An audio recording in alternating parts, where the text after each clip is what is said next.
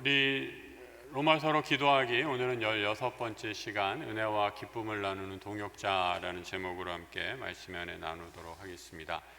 여러분 좀 환하게 밝아진 것 같죠? 네, 이 화면으로 어떻게 나오는지 모르겠는데 이 위에 조명이 좀 바뀌어서 이 조명이 좀 환해졌습니다. 그리고 인터넷으로 지금 화면으로 보시는 분들도 더 이렇게 화질이 좀 밝게 나오지 않나 생각되는데요. 오늘 작업을 마쳤고 조금씩 조정해 가는 중에 있으니까 불편하시더라도 며칠만 참아주시면 되겠습니다. 그래서 더 좋은 상태에서 우리가 영상을 송출하고 또 우리 예배 오시는 분들도 더 좋은 환경에서 예배 드리기 위해서 약간의 지금 공사를 진행하고 있습니다. 많은 분들 함께 수고해 주시는데 기도해 주시기 바라고요. 오늘은 은혜와 기쁨을 나누는 동역자라고 해서 16번째 시간, 오늘 로마서로 기도하기 마지막 시간이 되겠습니다.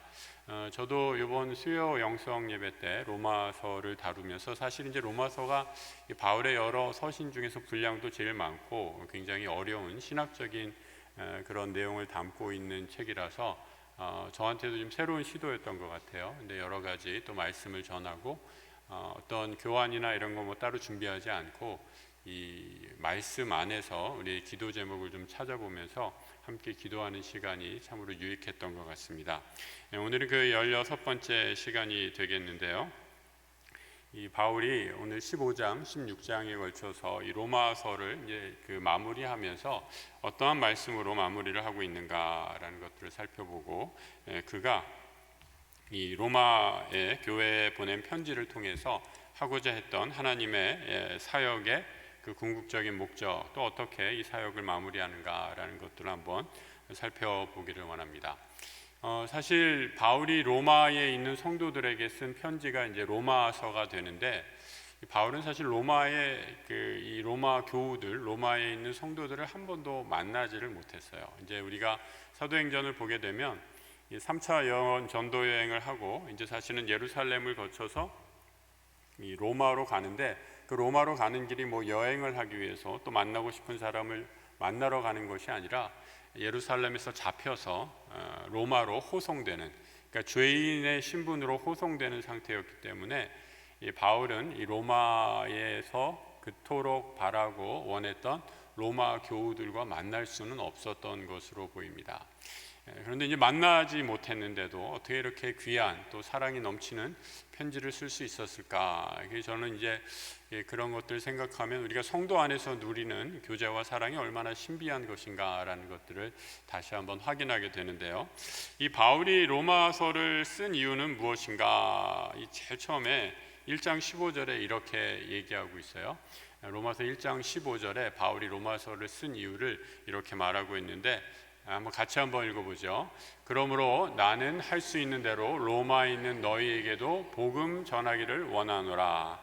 사실 복음을 전하는 것, 이것이 바울이 로마서를 쓴 가장 첫 번째 목표고 이유였습니다. 할 수 있는 대로 나는 이 복음이 로마에, 사실 로마 교회는 자생적으로 생긴 교회였거든요. 어떤 추정하기로는 오순절 성령 사건을 통해서 그 성령의 기름 부음을 받은 소수의 성도들이 다시 로마로 돌아가서 로마에서 모임을 시작했고, 그것이 이제 교회가 되어서 점점 성장해 갔는데, 그 사람들이 이제 사도 바울과 연락을 하게 되었고, 그러면서 사도 바울이 여러 가지 문제에 대해서, 그 당시는 이제 뭐 인터넷, 메일, 뭐 문자로 한 게 아니라 사람을 통해서, 인편을 통해서 편지를 가죠.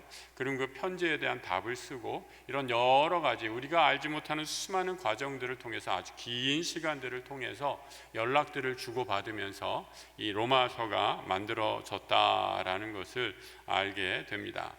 이 사실 바울은 아까 방금 읽으셨던 것처럼 직접 로마에 가서 너희들을 만나기를 원한다라고 이렇게 말합니다. 그리고 이 로마에 들린 후에 그 다음에는 로마 교회를 위해 부탁을 하죠. 내가 로마에서 너희들을 만난 후에 다시 이제 서바나는 이제 스페인을 말합니다. 여러분들이 유럽의 지도를 생각해 보세요. 이탈리아 반도가 쭉 장화처럼 그려져 있으면 이탈리아의 서쪽으로 쭉 가면 유럽의 제일 끝에 스페인이라는 나라가 나옵니다. 그리고 스페인에서 다시 그 지중해 바다를 건너면 이 북아프리카의 모로코가 나오는데, 그래서 그 당시에 그 1세기에 살았던 사람들은 이 서바나가 세계의 거의 끝자락이다라고 이렇게 생각을 했어요. 이게 지구가 뭐 이렇게 둥글다라고 생각했던 것이 아니라 이 평평한 지구라고 생각했기 때문에 이 서바나, 스페인이 그들이 갈 수 있는 지구상의 제일 끝자락이었어요. 그래서 바울은 이 서바나까지 가서 교통으로, 자기가 육로로 혹은 바다로 갈 수 있는 세계의 끝이라고 생각했던 서바나까지 가서 내가 이 복음을 전하는 것이 목표인데 너희 로마에 있는 교우들이 이를 위해 같이 협력해 다오라고 이렇게 편지를 쓰는 것을 보게 됩니다. 오늘 24절에서 15장 24절에서 이렇게 얘기하고 있죠. 그 22절부터 보면 이렇게 얘기하고 있어요. 그러므로 내가 너희에게 가려 하던 것이 여러 번 길이 막혔다라는 거예요. 그러니까 로마에 여러 번 가려고 했는데 이제는 거기 가는 것이 어렵게 되었다라고 이렇게 얘기하고 있습니다. 그리고 23절에 이렇게 얘기하죠. 이제는 이 지방에 일할 것이 없고 또 여러 해 전부터 언제든지 서바나로 갈 때에 너희에게 가기를 바라고 있었으니, 그러니까 소아시아, 바울이 일했던 소아시아에서 로마로 거쳐서 서바나까지 가는 것으로 통해 이 서바나 가는 길에 로마를 거쳐서 내가 너희에게 가기를 원한다라고 이렇게 얘기를 하고 있고요. 24절에 이렇게 이어지고 있습니다. 이는 지나가는 길에 너희를 보고 먼저 너희와 사귐으로 얼마간 기쁨을 가진 후에 너희가 그리로, 다시 말해 서바나로, 스페인으로 나를 파송해 주기를 원한다라고 이렇게 말씀하고 있습니다. 그러니까 바울이 지금 굉장히 이 편지를 쓸 때만 해도 로마 교우들을 만나려는 그런 기쁨 가운데서 편지를 쓴 것을 보게 됩니다. 여러분, 우리 성도들이 하나님 예수 그리스도를 믿을 때, 또 우리 안에 신앙이 생길 때 기쁨이 있는 것을 보게 되죠. 여러분 기쁘십니까? 이게 더운 날에도 기쁘세요? 우리 예수 그리스도 하나님이 주시는 기쁨이 우리 성도들에게 충만하기를 원합니다. 세상에서 이 숨길 수 없는 게 세 가지가 있다고 그래요. 세 가지. 세상에서 숨길 수 없는 것 세 가지. 기침을 숨길 수 없고, 기침 나오는 거 참을 수 없잖아요. 그리고 가난을 숨길 수 없대요. 가난. 그 다음에 마지막 세 번째가 사랑하면 숨길 수 없대요. 사랑하는 사람 있어요, 여러분? 지금 연애에 빠진 사람들 딱 얼굴만 보면 다 알아요, 그죠? 사랑하는 사람은 숨길 수 없대요. 근데 우리 한 가지 더, 우리 성도들은 기쁨을 숨길 수 없습니다. 예수 믿는 기쁨. 이 고달픈 세상을 살지만 우리가 예수를 믿을 때 얻게 되는 마음의 평강과 기쁨, 이 세상에서 얻을 수 있는 기쁨과 평강이랑 차원이 다른 종류의 이 은혜고 축복이죠. 그래서 이 기쁨이 우리 안에 있을 때 숨길 수 없는 기쁨을 우리의 축복으로 얻게 된다라고 이렇게 말씀하고 있는 거죠. 그러면서 바울은 이제 내가 로마를 통해서, 로마 교회를 통해서 이 세상의 끝자락인 스페인까지 나갈 수 있도록 너희가 나를 파송해 달라라고 이렇게 얘기를 하는 것이죠. 여러분, 한 번도 만나지 않은 사람에게, 만나본 적이 없는 사람에게 이런 부탁을 할 수 있다라는 것 가능하겠어요? 바울이 뻔뻔하다고 느껴지세요? 한 번도 만나지 않았는데, 초면 일면식도 없는데 너희 나를 위해서 후원해 달라라고 이렇게 말하는 거예요. 이렇게 할 수 있는 이유는 무엇일까 한번 생각해 보세요. 만나지 않아도, 얼굴을 보지 않아도 기쁘고, 만나지 않았어도 기쁘고, 너희들을 생각하면 기쁘고, 항상 기도가 절로 나오는 그 이유가 무엇일까? 바로 로마 교회와 바울 사이에 그리스도 안에서 예수 그리스도의 보혈의 피로 하나 되었다라는 하나된 동역자의식이 아주 강하게 자리 잡고 있었기 때문입니다. 우리가 로마서를 읽고 있지만 이 편지를 모아서 아마 로마 교회와 바울 사이에 여러 차례 인편으로 우리가 알지 못하는 방법으로 소식을 주고받으면서 이런저런 소식들이 오고 갔으리라 라는 생각을 합니다. 바울은 이 소식을 듣고 굉장히 기뻤었던 것으로 여겨져요.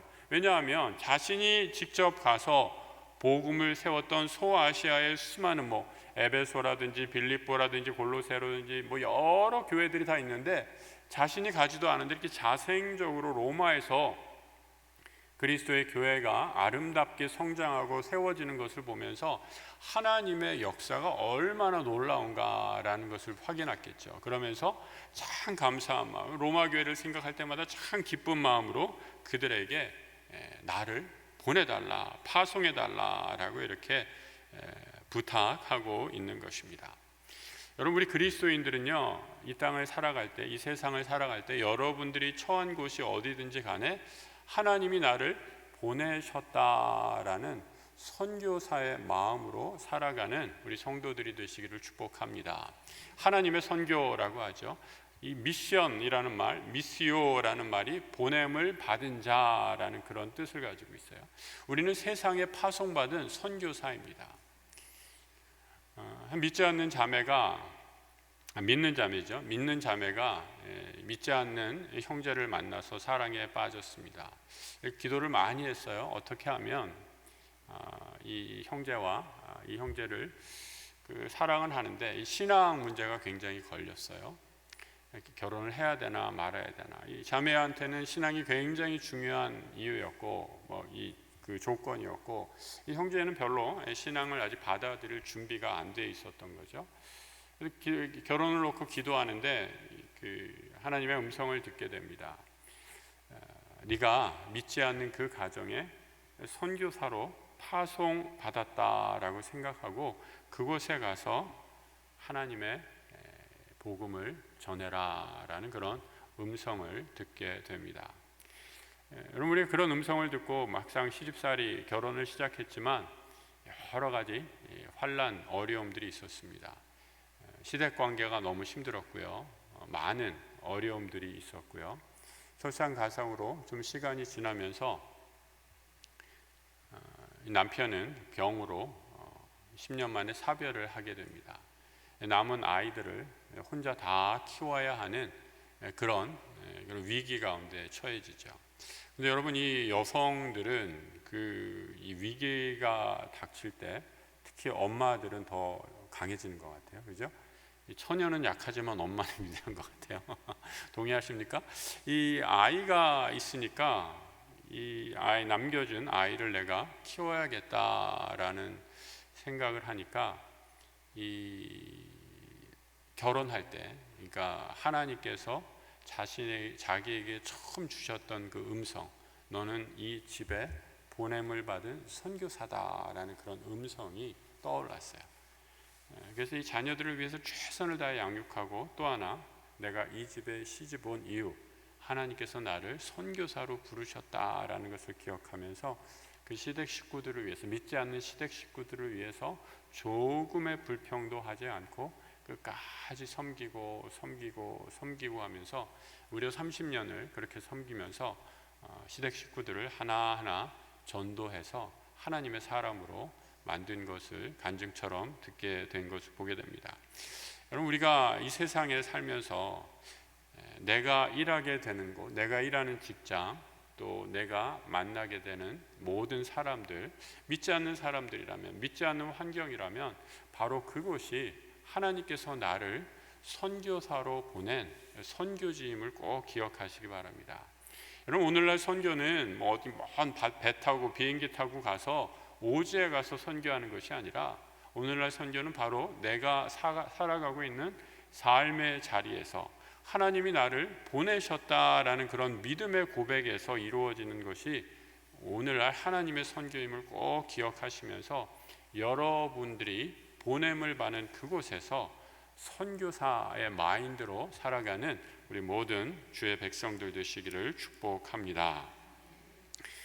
바울은 지금 그래서 서보나로 가기를 계획을 하다가 이제 더 중요한 일이 하나 생겼다라고 하면서 그 이야기를 하고 있는 것을 보게 됩니다. 그것이 무엇인가? 25절부터 나와 있는데요. 25절에 이렇게 얘기하고 있죠. 성도를 섬기는 일로 내가 어디에 간다고요? 예루살렘에 간다라고 이렇게 얘기를 하고 있어요. 지금 예루살렘 지역에 아주 큰 기근이 들었다라고 이렇게 얘기를 합니다. 그래서 바울이 살던 그 시기에 예루살렘에 있는 성도들 가운데 어려움, 당장 먹고 살기 힘든 그런 성도들이 생기는 것을 보게 됩니다. 이 얘기가 전해지면서 어떤 일이 일어나느냐? 26절에 이렇게 얘기하고 있죠. 마게도니아와 아가야 사람들, 이 마게도니아는 지금의 여러분 이 그리스의 약간 북부 지역이고요.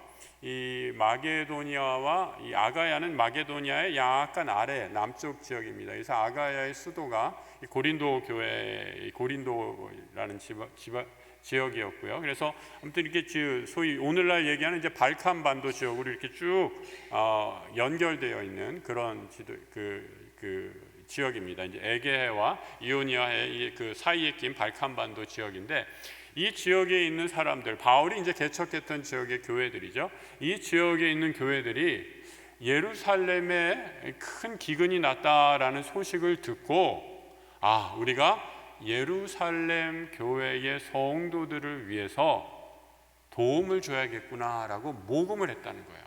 그래서 바울 보러 우리가 예루살렘 모교회 성도들 가운데 힘든 성도들이 있으니까 우리가 십시일반 모았습니다. 이것을 좀 그들에게 전해 주시기 바랍니다. 여러분, 그 시대는 은행이 있어서 은행에서 뭐 송금하고 그런 시대가 아니었어요. 뭘 받으면 직접 가서 전달해 줘야 되는 그런 시대였기 때문에 바울이 이 모금한 연보를 들고 예루살렘으로 가는 그런 과제를 맡게 된다라고 이렇게 얘기를 하고 있습니다.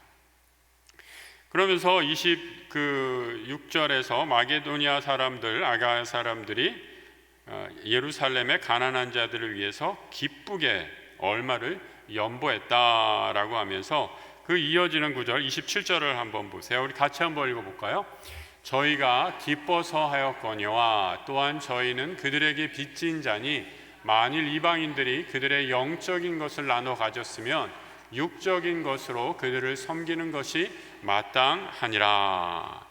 바울이 좀 어렵게 쓴 것 같은데 그 말은 간단한 거예요. 이 말의 의미는 무엇이냐면, 예루살렘 모교회는 어떤 교회냐, 우리가 신앙을 갖게 해줄 수 있는 어머니 교회와 같은 교회 아니냐. 그런데 그 어머니 교회의 많은 성도들이 지금 기근으로, 흉년으로 먹을 것이 없다 하니 우리도 가난하지만 우리는 기쁘게 우리의 먹을 것을 줄이고 그분들을 위해서 헌금합니다. 기쁜 마음으로 헌금합니다 라고 이렇게 얘기하면서 27절 후반절에 이렇게 얘기하고 있어요. 영적인 것을 나눠 가졌으면, 다시 말해서 복음의 빚을 졌으면 육적인 것으로 그것을 섬기는 것이 마땅하다라고 이렇게 얘기하고 있어요.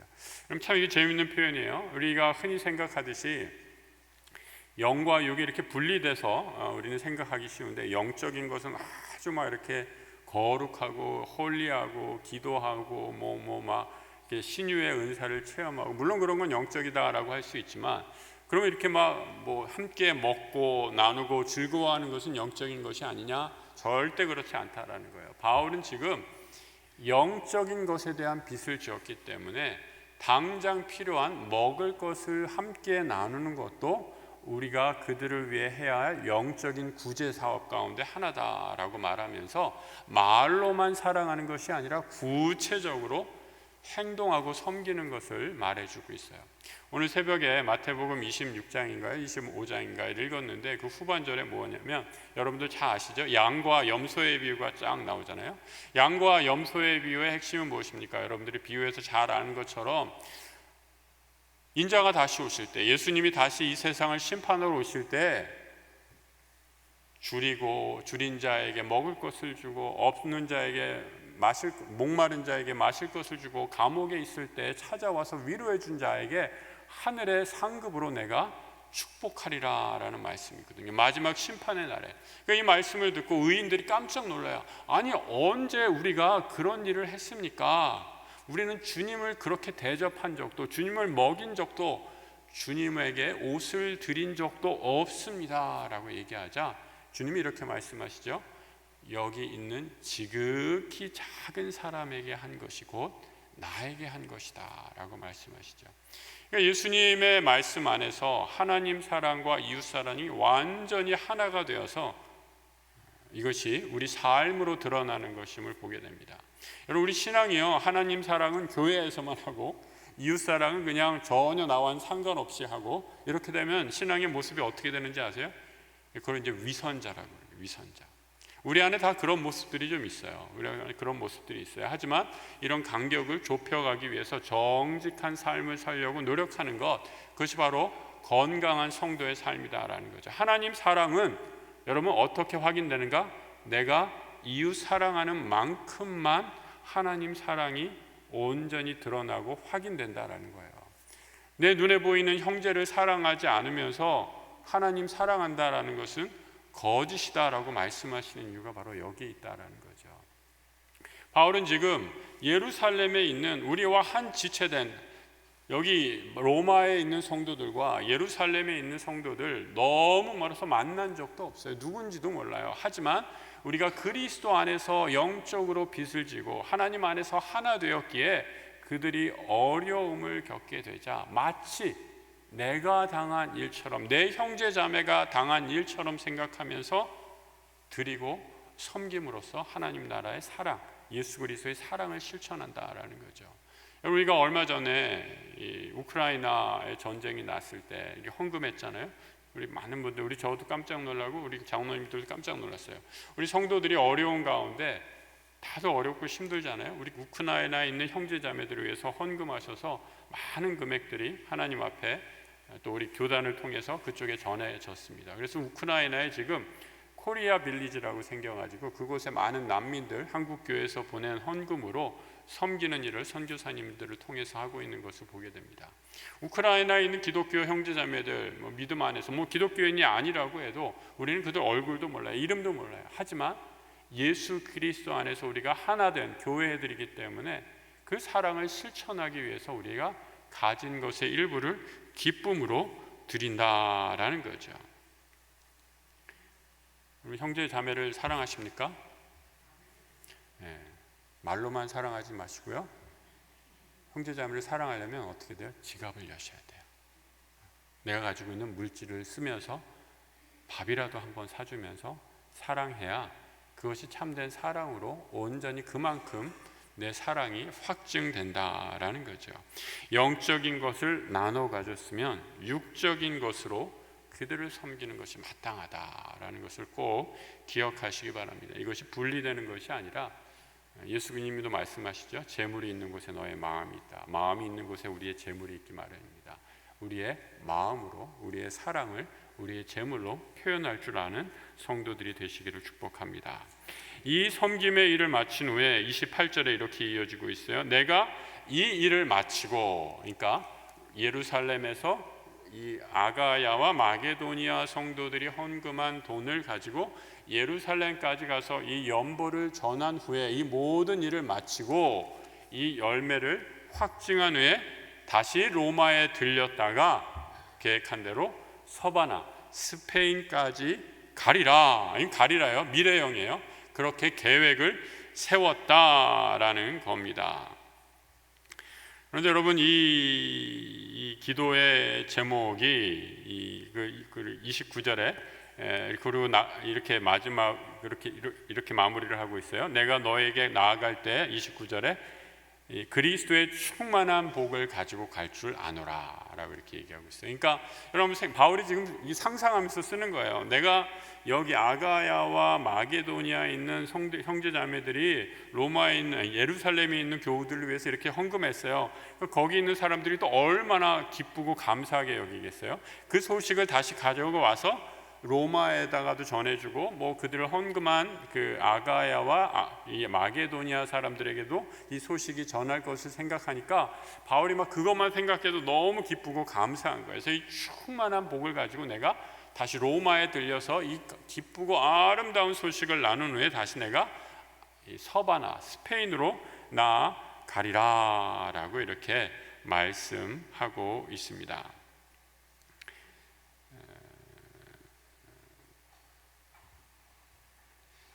그러면서 30절에 바울이 이 형제 자매들을 위해서 그 기도를 부탁하는 것을 보게 됩니다. 어떤 기도를 하게 되는가 한번 같이 한번 읽어보도록 하겠습니다. 30절에 한번 같이 한번 읽어보죠. 형제들아, 내가 우리 주 예수 그리스도와 성령의 사랑으로 말미암아 너희를 권하노니 너희 기도와 나와 힘을 같이하여 나를 위하여 하나님께 빌어. 같이 기도해 달라, 하나님께 같이 빌어 달라라고 이렇게 얘기하는데 무엇을 위해서 기도하는지, 자, 이 기도 제목의 첫 번째가 31절에 이렇게 나와 있어요. 같이 한번 읽어볼까요? 나로 유대에서 순종하지 아니하는 자들로부터 건짐을 받게 하고, 여기까지. 내가 만약에 예루살렘에 가면 유대에 순종하지 아니하는 자들로부터 건짐을 받게 하고, 그러니까 바울도 알고 있어요. 내가 이제 로마 사람들과 편지하고 이제 이 아가야와 마게도니아 사람들이 연보한 돈을 가지고 예루살렘에 가는데, 이 예루살렘에 있는 유다의 극성주의자들, 극단적인 이 아주 과격파 유대주의자들이 있거든요. 이들이 예루살렘에 가면 바울을 환영할까요? 아니면 적대할까? 이 적대한다는 것을 너무나 잘 알고 있었어요. 그래서 첫 번째 기도 제목이 내가 그들로부터 순종하지 아니하는 자들로부터 건짐을 받도록 기도해 달라라고 이렇게 얘기를 합니다. 또 두 번째 기도 제목이 그 이후에 31절 후반절에 나오죠. 같이 또 읽어볼까요? 예루살렘에 대하여 내가 섬기는 일을 성도들이 받을만 하게 하고. 이 말은 무슨 의미냐면, 이 연보는 여러분 어디에서 한 거예요? 아가야와 마게도니아에 있는 바울이 개척한 교회에서 연보한 거예요. 이쪽 지역은 유대교, 예루살렘에서 신앙생활하는 사람들이 볼 때는 이방인이에요, 아니면 같은 유대인이에요? 거의가 다 이방 출신들, 이방인들이 모인 교회들이라는 거예요. 근데 그 당시에 이 유대교, 예루살렘 교회의 주축을 이루고 있던 유대인들은 이방인들을 아주 우습게 생각하고 무시했던 문화적인 전통이 있다는 거죠. 구약의 전통에 따르면 이방인들과는 상종도 하지 말라라고 하는 거거든요. 근데 하물며 이 이방 지역에 있는 교회들이 우리를 돕겠다고 연보를 해서 갖다 주니까 자칫 잘못하면 우리 그거 필요 없어, 아니 이방인들이 더러운 돈을 우리가 왜 받아, 이렇게 종교적인 자존심을 내세우면 바울이 예루살렘까지 가서 이 성도들의 귀한 헌금을 가지고 예루살렘까지 간 수고가 다 헛수고가 된다라는 거죠. 그래서 기도하기를 내가 예루살렘까지 이 연보함 구제를 갖고 가는데, 이 사람들이, 예루살렘 교회에 있는 사람들이 내가 섬기는 일을 성도들이 기쁨으로 받아주기를, 감사함으로 받아주기를 기도해 주십시오 라고 이렇게 얘기하는 거예요. 그럼 이렇게 이 말은 무슨 말이냐면, 굉장히 바울이 점잖게 표현하지만 아가야와 마게도니아의 이방인 교회의 교우들이 헌금한 것을 예루살렘 있는 모교회가 이것을 받아들인다면 고맙습니다, 우리 믿음의 형제자매요 라고 얘기한다면, 거기에 있는 이방에 세워진 교회들도 교회로 인정한다는 거예요, 인정하지 않는다는 말이에요? 인정한다는 말이에요. 그러니까 이것을 통해서 하나님이 바울에게 원래 주셨던 이방을 위한, 이방인의 세계를 위한 복음 전도의 사명이 완수되는 것이기 때문에 이를 위해서 기도해 달라라는 거예요. 단지 그냥 이 사람들이 이걸 안 받으면 내 체면이 깎이잖아, 이렇게 그것 때문에 그런 게 아니라, 이방 교회 교우들이 헌금한 돈을 예루살렘 교회에서 받는다면 그야말로 예수 그리스도께서 나를 이방인의 사도로 세웠던 그 목적, 그 부르심이 이제 온전하게 이루어지는 것 아니겠습니까? 라고 말하면서 이를 위해 기도해 달라라고 이렇게 말씀하고 있는 것이죠. 그리고 마지막 32절에 이렇게 얘기하고 있어요. 나로 하나님의 뜻을 따라 기쁨으로 너에게 나아가 너희와 함께 편히 쉬게 하라. 그러니까 모든 것을 다 이룬 후에 다시 로마로 돌아와서 너희와 편히 쉴 수 있게 하도록 기도해 달라라고 이렇게 그 사랑 위에 교제를 다시 나눌 수 있도록 기도해 달라라고 이렇게 말하는 것을 보게 되죠. 여러분, 이 바울의 기도가 이루어졌을까요? 안 이루어졌을까요? 아까 제가 초두에 잠깐 말씀드렸죠. 이루어지지 않았어요. 3차 전도 여행을 가는 길에 예루살렘을 거쳐서 로마로 가기도 전에 예루살렘에서 이미 포박을 당해서 재판에 넘겨집니다. 그래서 재판에서 넘겨져서 나는 로마 시민권자다라는 바울이 주장을 하게 되자 깜짝 놀라죠. 그래서 너는 로마 시민권이니까 로마로 가서 재판을 받아라 해서 죄수의 신분으로 호송이 돼서 로마에서 결국은 순교한 것으로 얘기가 그 교회사에서는 전해지고 있습니다. 바울이 지금 로마서에서 15장에서 말하고 있는 서버나 이 스페인 선교 다 무산되고 끝났던 것을 다 허무하게, 제가 허무하게라는 표현을 썼어요. 감히 보게 되죠. 근데 여러분, 바울의 꿈이 다 산산이 부서진 것일까요? 아니에요. 바울의 기도 하나님께서 들으시고 하나님의 때에 결국은 다시 이루시는 것을 보게 됩니다.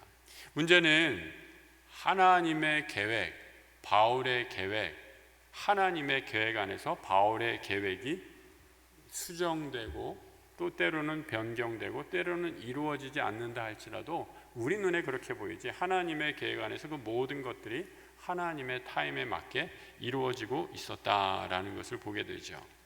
바울이 이 3차 전도 여행으로 이렇게 가는 길에 바울이 분명히 알고 있었어요. 로마에 들어가면, 예루살렘에 들어가면 자기가 환난을 당할 것을 분명히 알고 있었습니다. 그것이 어디에 나오는가? 사도행전 21장에 나오는 것을 보게 돼요. 그래서 바울의 이 친구들, 바울과 함께 동역했던 사람들이 너 예루살렘 가면 환영은커녕 분명히 어려움이 있다라고 말합니다.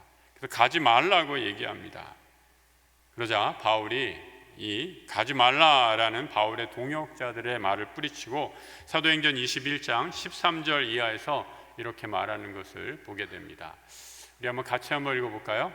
바울이 대답하되 여러분이 어찌하여 울어 내 마음을 상하게 하느냐?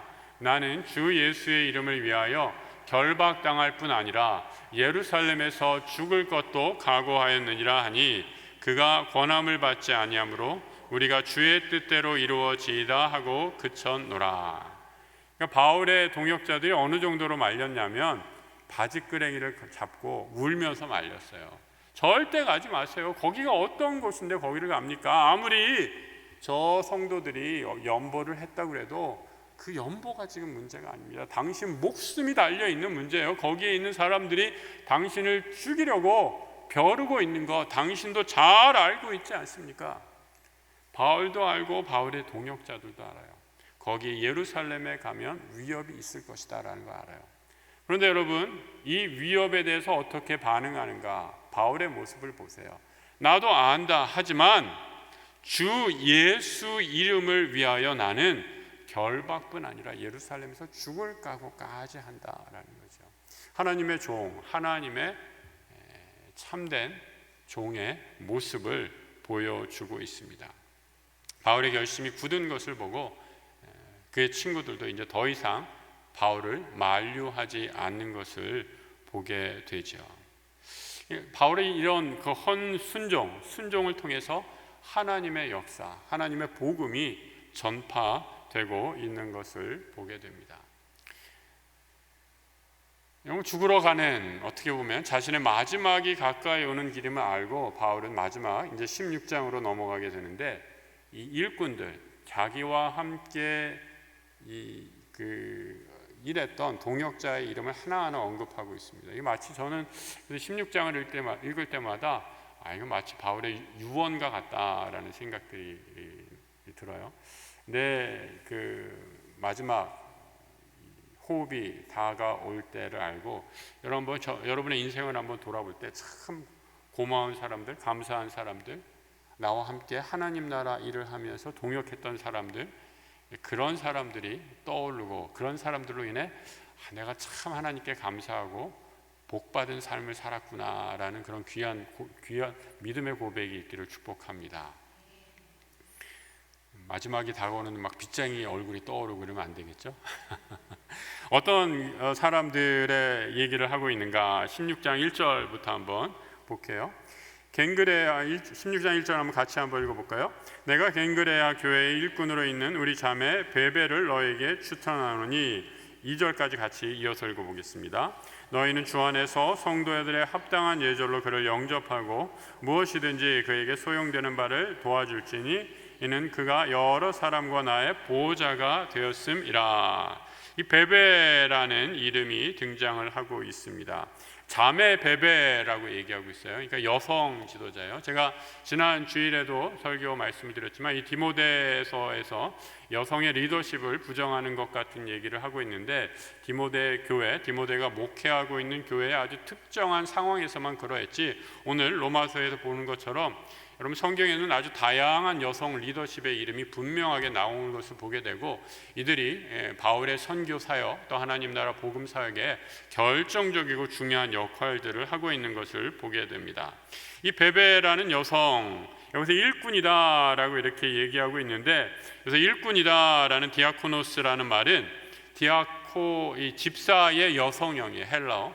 그러니까 이 베베라는 여성이 그 당시에는 뭐 직제, 요즘처럼 뭐 장로, 권사, 집사라는 이 교회의 직분이 그렇게 명확하게 되지 않았던 그런 시대였지만, 집사라는 여성으로서의 집사라는 타이틀로 굉장히 주도적인 역할을 하고 있었던 사람임을 우리가 분명히 알 수 있습니다.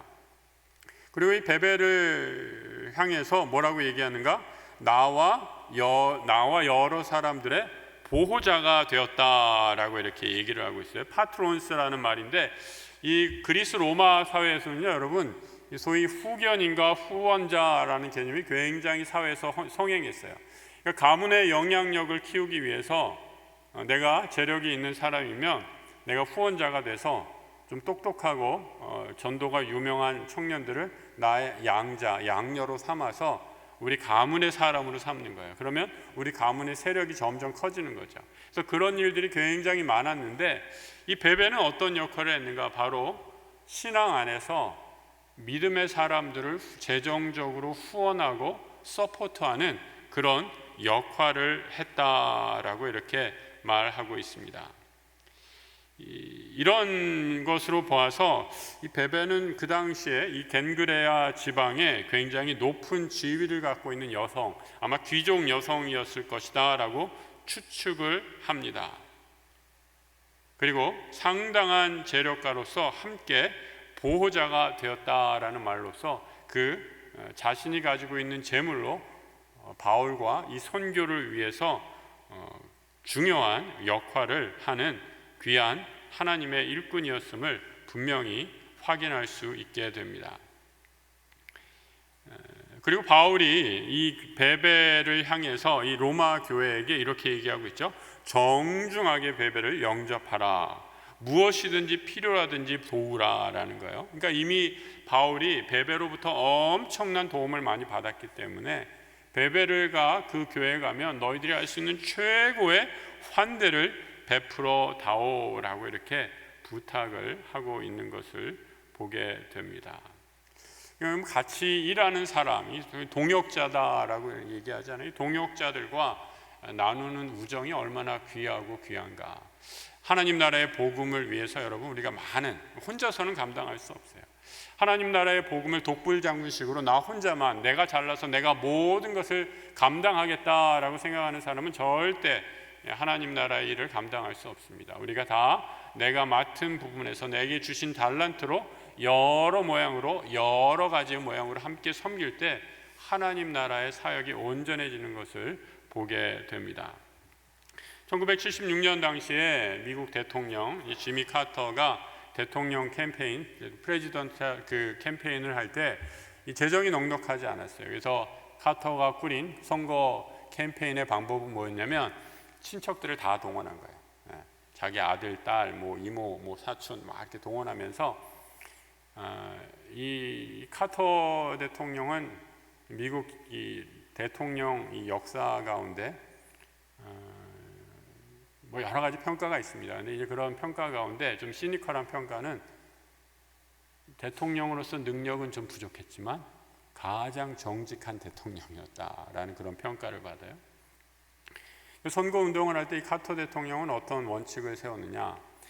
당신이 각각 지역을 혼자서 다 돌아다닐 수가 없잖아요. 미국이라는 나라 땅이 얼마나 넓어요. 그러니까 미국 전역으로 흩어지면서 다니면서 절대로 이 공금을 쓰지 않고, 네가 알고 있는 호텔에서 자지 않고 네가 알고 있는 사람의 집에 가서 개인적으로 그 부탁을 하고 그 집에서 얼마 숙소비를 드리고 하룻밤, 또 지인이 있다면 그곳에서 하룻밤 청하면서 그런 식으로 선거 유세를 하면서 호텔에서 사용하는 숙박비를 최대한 절약을 하면서 선거 운동을 했다고 해요. 그래서 그때 카터의 이런 정직한 것이 그 당시에는 볼 수 없었던 이 선거 운동 방법에 많은 사람들의 신선한 이 자극을 줘서 카터가 대통령으로 당선이 되었죠. 대통령 화이트하우스에 들어가서 나서 이 카터가 했던 일이 있습니다. 무엇인가? 자기가 선거 운동을 하면서 신세를 졌던, 하룻밤 묵었던 자기 캠페인 그 선거운동본부 사람들이 신세를 졌던 모든 사람들을 백악관으로 하나하나 초청을 한 거예요. 그 사람이 얼마였냐? 700명이었다라는 거예요. 그 700명의 카터의 동역자들이 카터를 대통령으로 세운 거죠. 여러분, 박원빈이라는 약수교회 담임 목사가 제가 잘나면 얼마나 잘났겠어요? 여러분들이 저의 동역자가 되어 주셔야지 약수교회가 더 하나님 앞에 든든한 반석으로 서게 된다라는 거예요. 똑같은 원리이죠. 모든 지도자들은요, 여러분, 지도자 혼자서 잘나서 그 위대한 지도자가 되는 경우가 하나도 없어요. 위대한 지도자는 그 주변에 정말 별과 같이 빛나는 동역자들이 함께 동역을 하기 때문에 하나님께서 세우시고 하나님 나라 일들을 이어가는 놀라운 일들을 감당하게 되는 것을 보게 됩니다.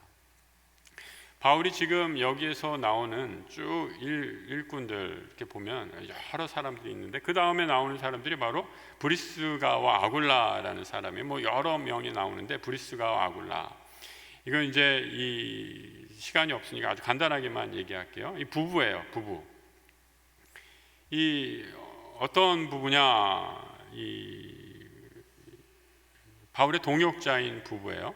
그러면서 3절과 이 4절을 한번 보세요. 4절 이렇게 4절 한번 같이 읽어볼까요? 그들은 내 목숨을 위하여 자기들의 목까지도 내놓았나니 나뿐 아니라 이방인의 모든 교회도 그들에게 감사하느니라.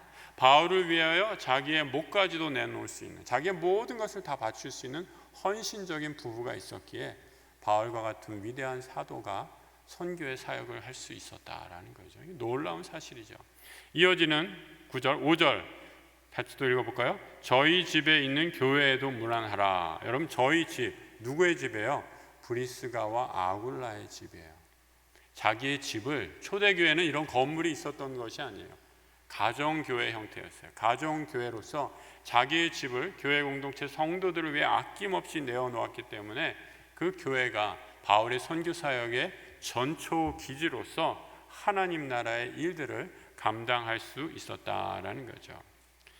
그리고 이 집에 있는 에베네도 아마 브리스가와 아굴라 집에서 일했던 하나님 그 집의 종이었던 것으로 여겨집니다.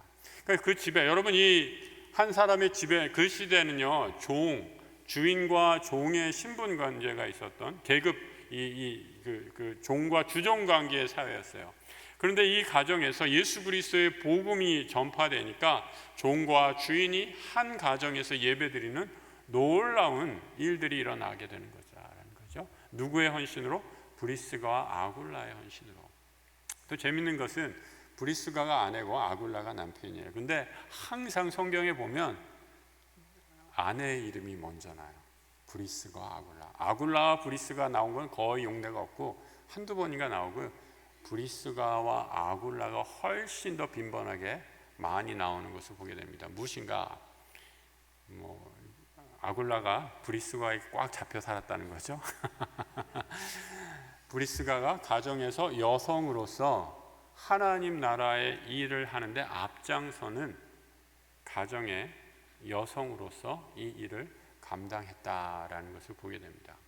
여러분, 브리스가와 아굴라는요, 사도행전 18장에 이들을 소개하는 내용이 나옵니다. 18장 2절 이하인데요. 사도행전 18장 2절 이하에 한번 같이 한번 읽어볼까요?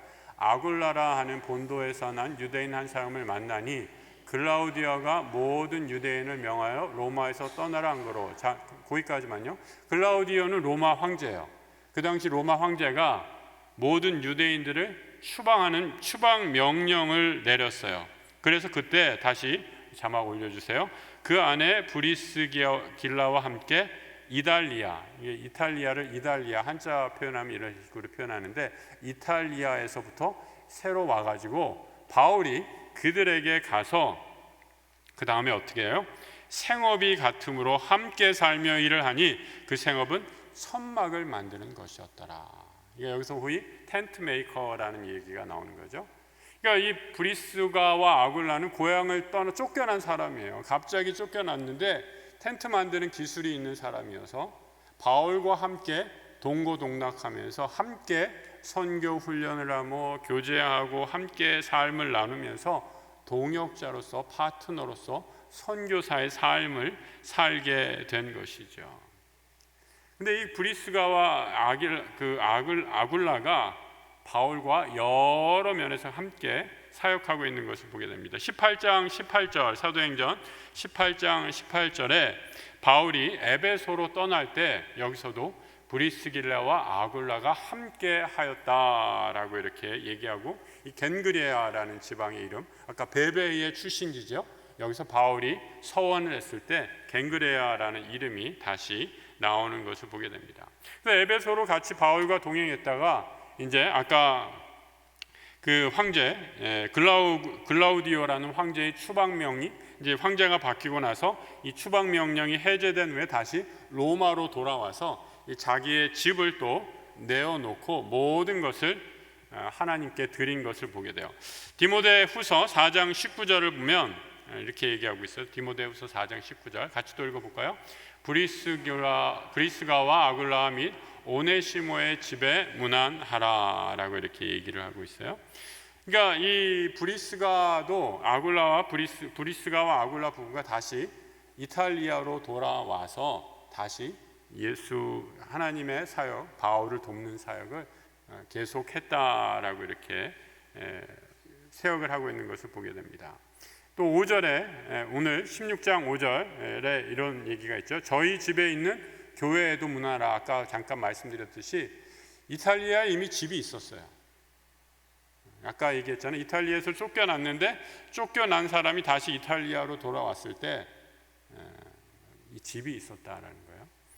여러분, 저는 이거를 읽으면서 오늘날 우리 청년들 또 우리 젊은 세대들 영끌 하느라고 막 지금 집장만 하느라고 난리잖아요. 그래서 지금 막 어마어마한 고통 가운데 있는데, 우리 성도들은 이 집에 대한 관념도 좀 우리가 신앙적으로 개념도 좀 다시 새롭게 정립할 필요가 있지 않나라는 생각을 해봅니다. 여러분, 왜 집 살려고 하세요? 왜 큰 평수를 좋아하세요? 왜 좋은 집을 살려고 하십니까? 오늘 이 브리스가와 아굴라 부부처럼 내가 살고 있는 공간, 내가 살고 있는 집, 하나님의 교회다라고 생각하고 그 교회 같은 집을 만들기 위해 우리 집을 장만하는 우리 성도들 되시기를 축복합니다. 아멘 소리가 굉장히 작으시네. 참 어려운 일이죠. 어려운 일이라는 거 다 알아요. 하지만 그 당시의 성도들은, 그러니까 재물, 돈을 버는 목적, 내 재산을 증식하는 것이 단지 세상에서 재물을 증식하는 것이 아니라 하나님 나라를 위해 내가 가진 것을 아낌없이 드리는 그런 훈련이 되어서 이들이 바울의 동역자로서 선교사로서 바울이 이 일을 함께 할 수 있었다라는 겁니다. 그리고 이어지는 이 16절까지 수많은 이름들이 나오는 것을 보게 됩니다. 이름들을 다 이렇게 일일이 살펴볼 시간은 없을 것 같고요. 제가 이름을 헤아려 보니까 대략 한 28명 정도의 이름이 드러나고 있어요. 성경에 어떤 이름들은 단 한 번 딱 여기에만 나오는 이름도 있어요. 하지만 이 작은 이름, 성경에 한 번 나오는 이름이라고 할지라도 이들은 생명책에 기록이 된 바로 하나님 나라를 위해서 바울과 동역하고 자신의 삶과 재물과 시간을 들인 영적인 것을 위해 자신의 육적인 것을 사용할 줄 아는 바울의 동역자로서 성경에 그 이름이 당당히 기록이 되고 있습니다. 여러분, 우리가 이런 하나님 나라의 동역자, 하나님의 은혜를 아는 그런 동역자로서 우리의 삶을 하루하루 늘 순간순간 채워가기를 우리 주님의 이름으로 축복합니다. 그래서 은혜와 기쁨을 나누는, 하늘의 기쁨을 나누는 복음의 동역자가 되어서 우리의 삶의 목적, 또 우리가 하루하루 이 땅에서 살아가는 기쁨이 날로 날로 마치 천국을 사는 것처럼 기쁨이 되고, 우리가 서로에게 그런 귀한 동역자가 되어서 볼 때마다 기쁘고 이 사역에 동참하는 그런 귀한 하나님 나라의 동역자들 되시길 다시 한번 우리 주님의 이름으로 축복합니다. 하나님 아버지, 우리 한 사람 한 사람 주님의 귀한 성도를 하나님 나라의 일꾼으로, 동역자로 불러주신 것을 감사합니다. 모습과 또 우리의 배경과 환경이 서로 처지가 다를지라도 하나님 나라의 이 귀한 사명 내 힘으로 혼자 힘으로 감당할 수 없기에 손에 손잡고 이 거룩한 일을 감당하기를 원합니다. 서로 기도하게 하시고 연약한 것 보듬게 하시고, 하나님 서로의 필요를 채워주는 사랑을 실천하는 주의 공동체, 동역자 되어 하나님 나라의 귀한 사명 이루어가는 하나님 나라의 거룩한 일꾼들 되게 하여 주시옵소서. 내게 가진 것, 내게 주신 달란트, 하늘나라를 위해, 하나님의 사명을 위해 감사와 기쁨으로 드릴 때에 아버지, 우리의 작은 물질과 재능과 시간과 그 믿음이 30배, 60배, 100배로 열매 맺어 하나님 나라가 이 땅 가운데 왕성하게 흥왕하여 가는 것을 고백하며 찬양하는 우리 모든 믿음의 공동체 되게 하여 주시옵소서. 지금은 우리 주 예수 그리스도의 은혜와 우리 하나님 아버지의 크고도 놀라우신 사랑하심과 성령님 함께 하심이 부족하지만 하나님 나라의 거룩한 사명 위해 우리를 한몸된 동역자로 불러주심을 감사하며 이 동역의 사명 온전히 감당하기로 다짐하는 고개 숙인 모든 주의 일꾼들을 위해 지금부터 영원토록 함께 하시기를 간절히 축원하옵나이다. 아멘.